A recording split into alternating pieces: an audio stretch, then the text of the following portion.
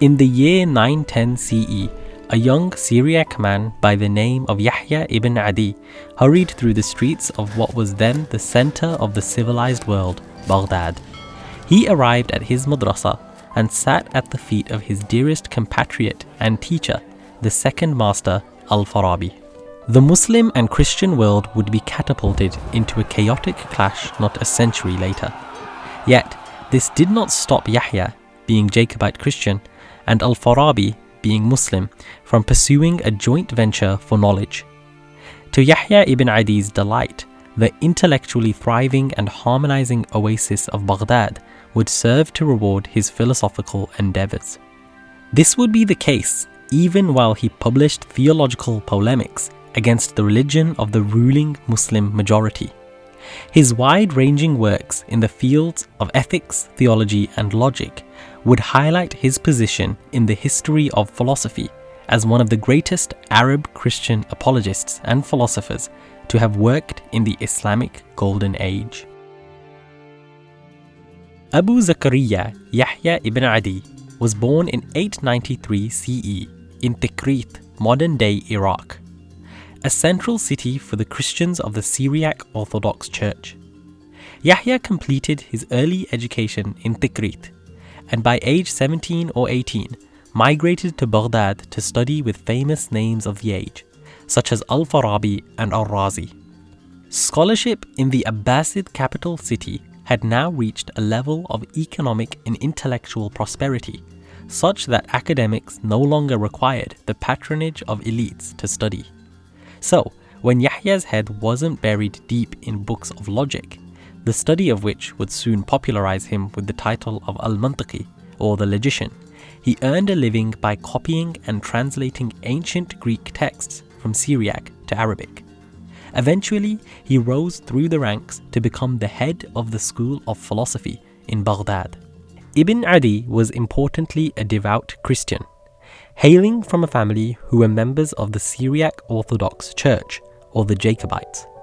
The Jacobites were one of three major branches that composed Eastern Christianity, and so were a group who were well versed in the theological and philosophical dialectic from both the Christian and Islamic traditions. Yahya ibn Adi leveraged his understanding of both religions to dive deep into the controversies surrounding the Trinity and the Islamic opposition to it. By the 10th century, many Islamic philosophers had criticized and written polemics against the Christian notion of the Trinity. That is, the understanding of God as three divine persons: the Father, the Son, and the Holy Spirit. One philosopher who was a particular target for Ibn Adi was the father of Arab philosophy himself, Al-Kindi. According to Ibn Adi, Al-Kindi completely misunderstood the Trinity. To Al-Kindi, if the three parts of the Trinity differed from one another, then the three parts would be dependent on causation, thus undermining the definition of God as eternal, as something that is caused cannot be eternal. Additionally, Al-Kindi claimed that in any way that one may try to comprehend the Trinity, either numerically or as a species, the Trinity would entail the destruction of monotheism, thus creating an internal inconsistency within Christian doctrine. Ibn Adi responds to Al-Kindi by conceding that the Trinity is indeed made of one substance, but not of three differing entities. Rather, the Trinity could be understood as unique notions but interrelated attributes, where the Father represents goodness, the Son wisdom, and the Spirit power, with the interrelation uniting God through one essence. Ibn Adi also attacked Al-Kindi's presupposition that what is caused cannot be eternal, as it is possible for there to exist simultaneous causes. And as for the destruction of monotheism, Ibn Adi was emphatic on the idea that the distinction between the three parts of the Trinity is conceptual rather than actual, and the notions of power, wisdom, and goodness can still be comprehended as one, by virtue of the united essence of God. This could be analogized to one looking into a mirror, where an individual is both the object and the subject, but is nevertheless considered to be one being. Still, these ideas went against the conceptions of the Nicene formula, that God was the only substance that could be united and still hold a plurality of persons. But Ibn Adi was willing to swallow that pill. Interestingly, like many of his Christian contemporaries, Yahya Ibn Adi went on to deny the in-flesh incarnation of Christ and the belief that he was both fully human and fully divine, stating, "The claim that the Creator, may he be exalted, has passed through the womb of a woman, was born, grew up, ate and drank, was persecuted by the Jews, donned the crown of thorns, was crucified, died, and was buried, is a false claim, because no Christian has ever believed such a thing." Beyond engaging in theological deliberation, Yahya ibn Adi also advanced the study of ethics and produced a work that has survived into the modern day. His Tahdhib al-Akhlaq, or Refinement of Character, acted as his magnum opus in the area of ethics. In it, he revisits the Neoplatonic tripartite nature of the soul, an idea we introduced in our episode on Al-Kindi.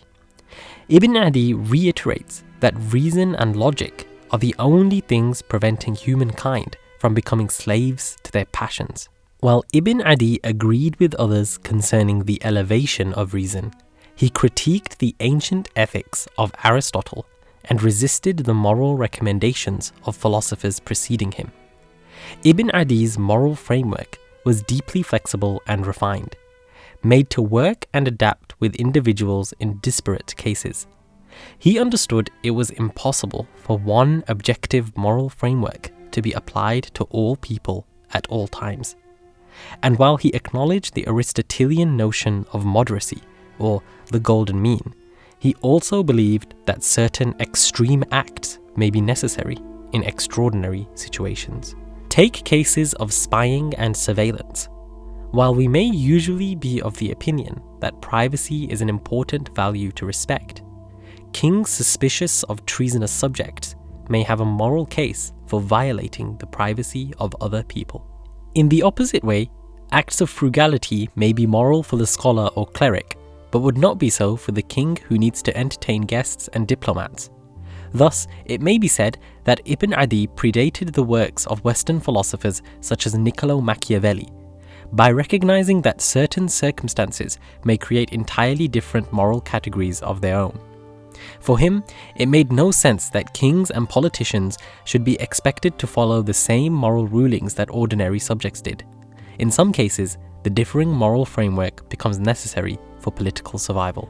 While Yahya ibn Adi undoubtedly carried the torch of knowledge further within the history of philosophy, his story teaches us a deeper lesson that remains highly relevant for mankind. Namely, a person's origin, their culture, their religion, their nationality does not matter all so intensely in the wider context of intellectual discourse. What matters is the participation of all people who are capable of philosophizing and thinking.